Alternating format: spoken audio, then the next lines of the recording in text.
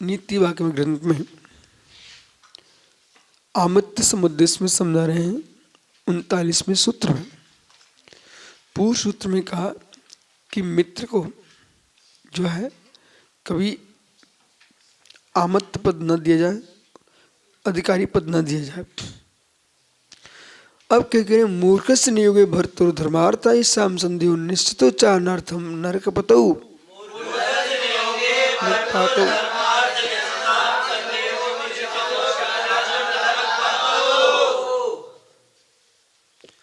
अब मूर्ख अधिकारी बना दिया तो क्या हानि? ये तो बात सत्य है। इसलिए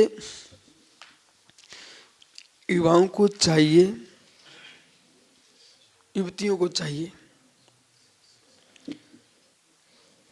सुख तक्षण का स्पर्श इंद्रिय संबंधी देखना चाहते हो कि भविष्य में और भी कुछ है? कुछ बच्चे समझदार होते हैं, वे बड़े विवेक के साथ शादी करते हैं, जिसे गृहिणी बना रहे हैं। गृहिणी का अर्थ होता है घर चलाने वाली माँ।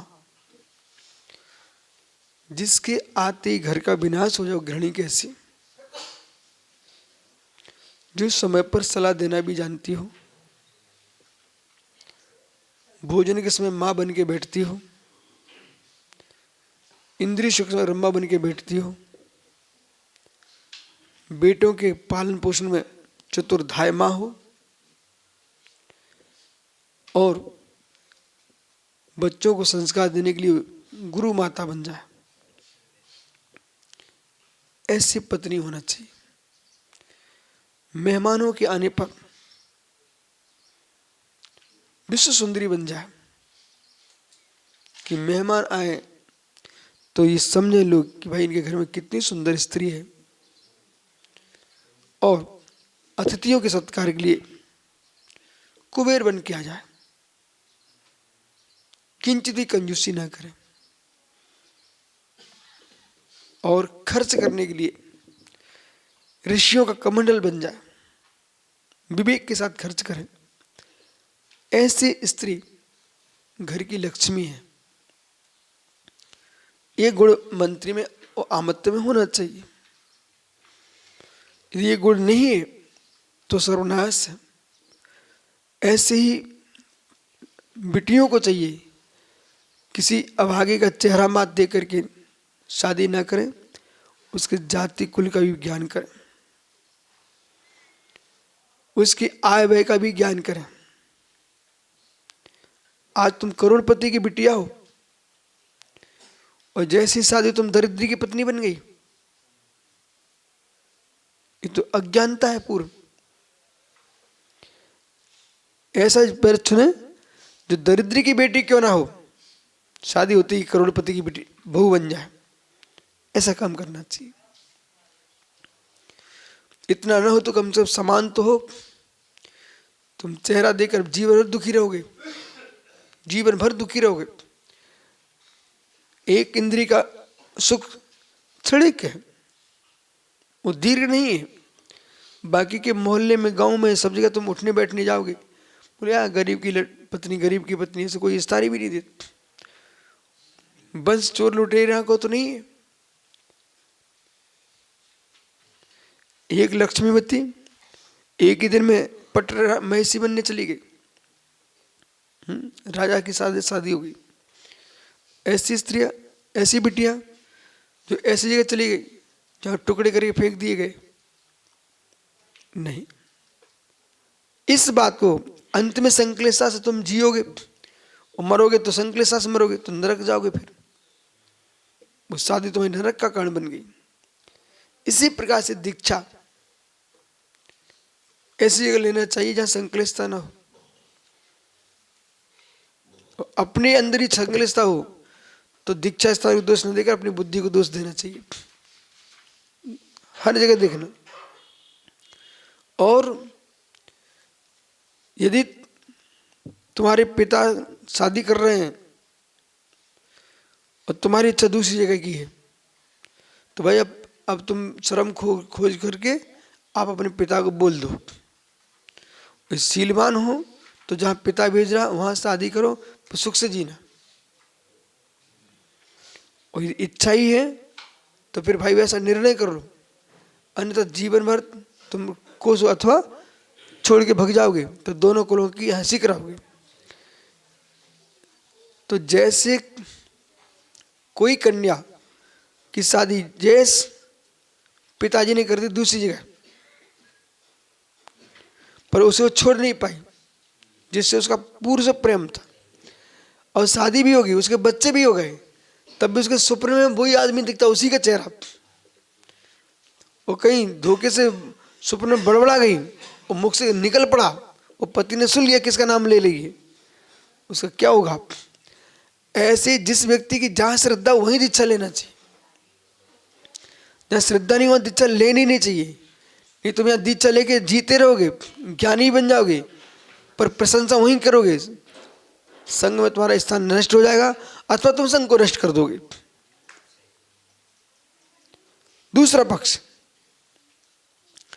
कि जैसे बेटी जिससे राग था उसी के स्थिति में बैठी रही, ऐसे ही घर से राग हटा नहीं, उदीक्षा हो गई, तो जैसे पूर्व प्रेमी का स्मरण रहता है उस लड़की को, भले पुत्र वधू बन के आ गई हो पर वो उसका चित्त नहीं लगता है, ऐसे जिस व्यक्ति का यह सुन रहे कि नहीं घर में मताई दद्दा का राग है, वो दीक्षा ले बैठे तुम 24 घंटे जब भी समय को बैठोगे ना वही चेहरे दिखेंगे, घर की यादें रहती रहेगी। यदि ज्ञानी साधु है उसे अपने घर परिवार के लोगों से दूर रहना चाहिए, और फोनों से भी कोई बात नहीं करना चाहिए। बोले क्यों? वो फोनों से तुम बात करते रहे तुम्हें एक दिन भी साधु जीवन का आनंद नहीं आएगा बेटा, क्योंकि तुम शरीर से दूर हो, चित्त तुम्हारा दूर हो ही नहीं है। जंगलों वनों में साधु क्यों रहते? इसलिए तो रहते, क्यों घूम रहे हैं? दुनिया से दूर रहो। एक दिन तुम्हारा कुटुंब का आदमी आ भी गया ना और तुम्हें राग आ गया ना, तो तुम उसकी व्यवस्था में लग जाओगे, अपनी व्यवस्था खुद होगी। ऐसे व्यक्त जियो, कौन आ रहे कौन जा रहे, ओम नमः शिवाय। कब तुम हमारे घर के आए, तुम्हारे घर के कब आए कब चले गए, संग में पता नहीं चल पाए। वे भी इतने व्यक्त हों कि कोई से नहीं करे हम तुम्हारे भाई के भतीजे, निकल जाओ, कुछ नहीं, ये मोक्ष मार्ग है। सुना ना भाई? अंकित सुनाई पड़ रहा है कि नहीं? अब माना कि घर के लोग किसी त्यागी गरीब थे, अब यहाँ साधु बन गए, तो तुम्हें साधु देकर तुम्हें ज्ञान हो गया, तो तुम्हारे पास अरबपति खरपति जुड़ने लग गए, तुम धीरे से घर की व्यवस्था होने लग गए। ऐसा हो रहा है, हो रहा है। त्यागी वृत्ति घर भर रहे हैं समाज के द्रव्य से, भर लो आप समाज द्रव्य से घर, लेकिन आप विश्वास मानिए तुम्हें सब चुकाना पड़ेगा। धर्म के नाम पर जितना खा रहे हो ना, कर्म तुम्हें सब देख लेगा। इसलिए बालकों जितना अपन आहार लेते उतनी मेहनत करो, साधना करो, घंटों घंटों खड़े होकर सामय करो, सूर्यागम। नहीं तो बेटा पूरे समाज का द्रव्य है, ये बहुत कठोर द्रव्य होता है। इसलिए मैं दिन में 3-3 बार प्रवचन करता हूँ, क्योंकि इनका पूरा चुका कर ही जाऊंगा, अपना लेके नहीं जाना अपने को। और आप समकित सागर भी बोल पड़ेंगे, हम लोग क्या करें? तुम लोग के लिए एक प्रवचन करना ही मात्र विधि नहीं है। आप ग्रंथों का अध्ययन करो, खुद ध्यान करो, सामयिक करो, साधना करो, खूब विहार करो। सो तुम जिस देश में विहार कर रहे हो, जी देखो कितने, देखो गांव के कितने भव्य जीव आकर बैठ गए सुबह से, ये तुम्हें देखने आए कि नहीं आए? तुम्हें दर्शन करने आए हैं, ठीक है? तो इनके अंदर श्रद्धा उत्पन्न हो रही कि नहीं? बोले चलो भैया देखे महाराज कैसे होते हैं। तुम एक मठ में बैठे रहे तो किसी को पता ही नहीं चलेगा भाई, नगर वासियों को, कि मुनिराज कैसे होते हैं। इसलिए आइए, तो सार्थ विचित्र आत्मा मूर्ख से निगोदे।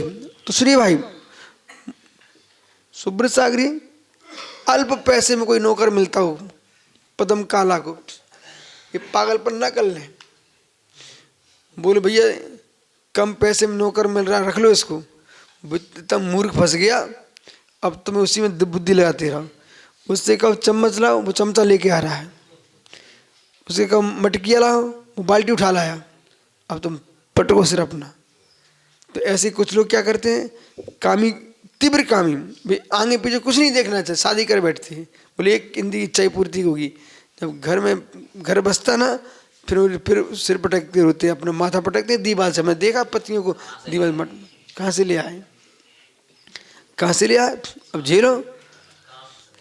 अब सुनो, उसने बच्चों को जन्म दे दिया, अब उसके सासू से तुम पालो, हम तो ये बैठे राजा बन के, न रोटी बना रही है न पानी भर रही है, अब तुम बैठो।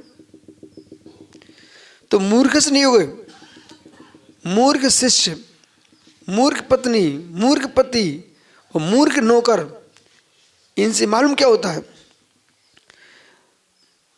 नियोगे भर्त धर्म अर्थ यश, धर्म का नाश, यश का नाश और धन का नाश, न संदेह हो, इसमें कोई संदेह नहीं है।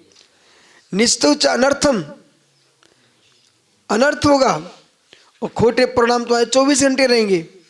तो उससे क्या होगा, नरक पातौ, नरक में पतन होगा राजा का। क्या क्या, अब क्या करें, भोगो। नहीं, हम ये शिक्षा नहीं देंगे कि तुम उसको छोड़ दो, तुम उसका जीवन बर्बाद क्यों कर रहे हो, बिल्कुल नहीं। अब झेलो तुम शांति से। पहले विवेक होना चाहिए था, नीति शास्त्र, पर हमें ये भी तो है कि दूसरे की बिटिया का जीवन बर्बाद करोगे। ये आजकल के बच्चे कर रहे हैं, वो गलत है। ये सब पहले शादी कर ली, बोले उसका दिमाग नहीं चल रहा, तुम्हें तलाक दे दिया, छोड़ दिया, गलत है। उसका जीवन बर्बाद कर दिया तुमने। अब बस झेलो समता भाव से, और तुम्हारे पास बुद्धि विवेक हो तो उसको ज्ञानी बना दो सिद्धार्थ सागरी, नहीं तो झेलो।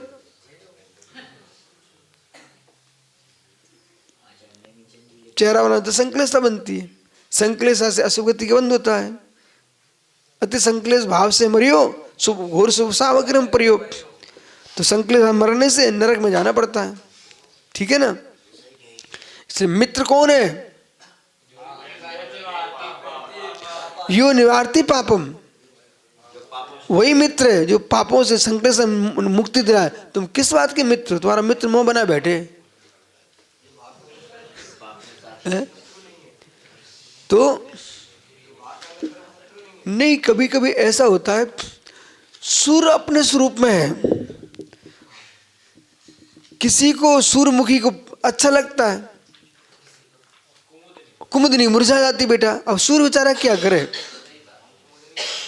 तुम कुमुदनी हो तो अब कुमुदनी का अपना धर्म है, सूर्य का ही है, कमल एक ही है। एक कमल कौन है, भगवत अमृतचंद स्वामी।